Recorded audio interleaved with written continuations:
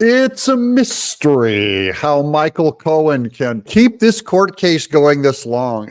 This is against Trump with the Stormy Daniels, what they call the hush up money thing.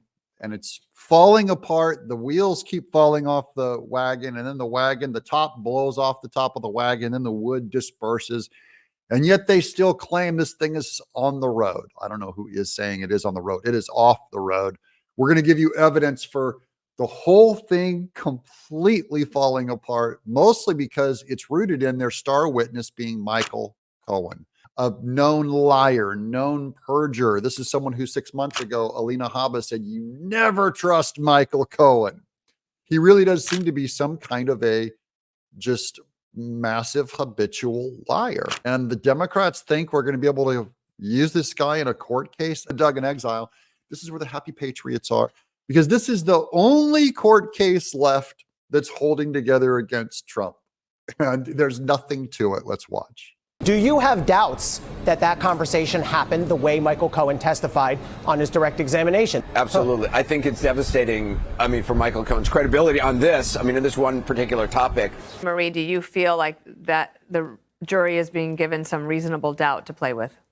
Probably. And, the people we just played are not supporters of Donald Trump, right? So I think that this clearly was not a great day for the prosecution. That's blonde Jessica Tarlov, Maria, I forgot her name.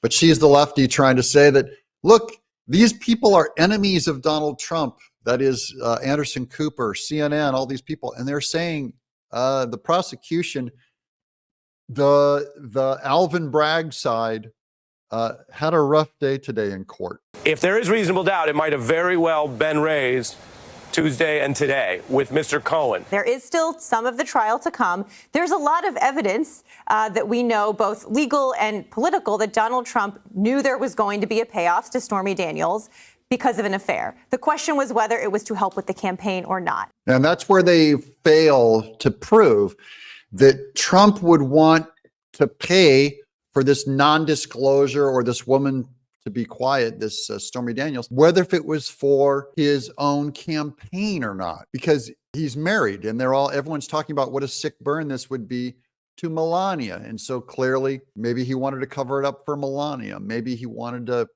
not have her disclose it for his business purposes. There's a lot of other reasons why they can't prove that it was just for political purposes, which then Alvin Bragg is saying is some kind of way to overturn an election is what he's trying to push it to. It doesn't make sense.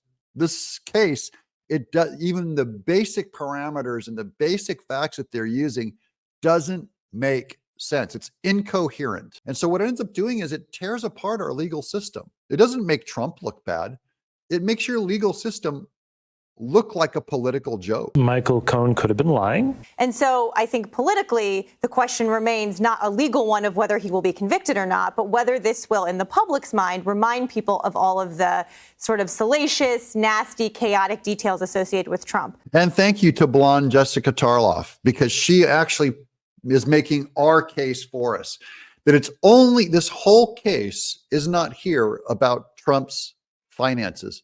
It's purely about slandering him with all of this parade of losers, frauds, and bad people to associate it with him for the election. This is election interference, using lawfare to perform election interference. And now she even verbally admits it. Go back and watch it again. You'll see she completely admits it and does it with a straight face. It feels like the star witness is imploding. Yeah, I heard in the courtroom, too. After that big moment, Janine described George Conway goes, oh, my God, and put his hands to his face.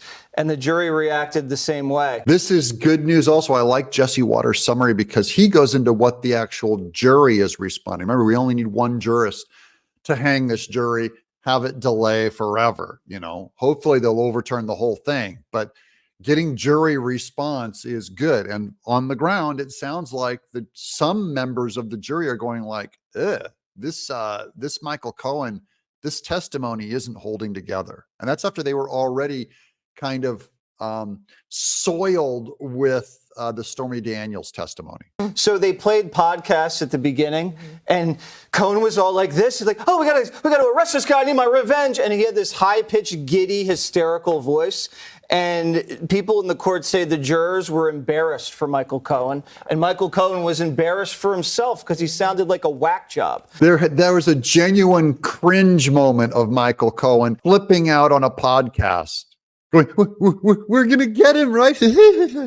He's a whack job. And then at that point, Donald Trump was paying very close attention, obviously, because they were playing podcasts.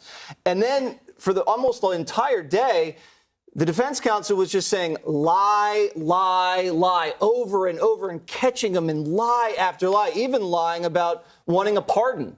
And then he was caught in another lie. "Oh, actually, I did ask for a pardon." Yeah, remember, they usually only have to prove one lie on someone to discredit their entire testimony. They focus on just one lie. But in the case of Mike Cohen, it's like, what has he ever said that's the truth? It's basically everything he's ever said has been to serve some other purpose than telling the truth. This payment was a campaign finance violation, and Trump had to know it was a campaign finance violation, and that Donald Trump willfully and intentionally conspired to falsify business records to cover it up. I've been paying attention. I haven't seen any proof that they've presented in court that he did that. So they have to prove, that's the criminal side of it, is that he intended to defraud people. That means tell a lie. They can't find the lie anywhere. It's nowhere. These are just Democrat judges just going, we're going to run this thing through. We're in New York. We'll get a sympathetic jury. This is all going to work, guys. We're Democrats. Just get him. He's Trump. He's a Republican. He's running for president. That's really is what this case has become. So if he's found guilty, it is scary, the thought of what our legal system is doing in New York. Rosie O'Donnell reportedly sent some encouraging text messages to Michael Cohen shortly before Cohen took the stand on Monday morning. I did not see Rosie O'Donnell showing up in this story. And now that she has, as best buds with Michael Cohen, it just gets ugly. Rosie saying this: breathe, relax, tell the truth. You've got this. I love you. You're doing great. To which Cohen responded, "Thank you, and truly love you." Rosie O'Donnell, I didn't expect to see her pop up here. Yeah, I can't think of a more unappealing pair, and I've seen Michael more topless. Yeah, we'll end it on that this is just a car wreck, just a tabloid car wreck. This whole case is so soiled. And all I can say is, do you pin this on Trump or do you pin this on Alvin Bragg and Jack Smith? The general public, I mean. Because that's where we'll find out if this thing succeeded or not. Depends on what percentage of people say this court case was a clown show, never should have been brought up. This is an indictment of Democrats because of what they do, or they believe that it's legit going after Trump on this Stormy Daniels stuff, which I don't think anyone believes. Too many Democrats, even over at CNN, are saying this is a clown show. These are all liars. This is a Muppet show. So it's going to dig into the Democrat numbers more than Trump. Good for the election. Good for us. I'm Doug in Exile.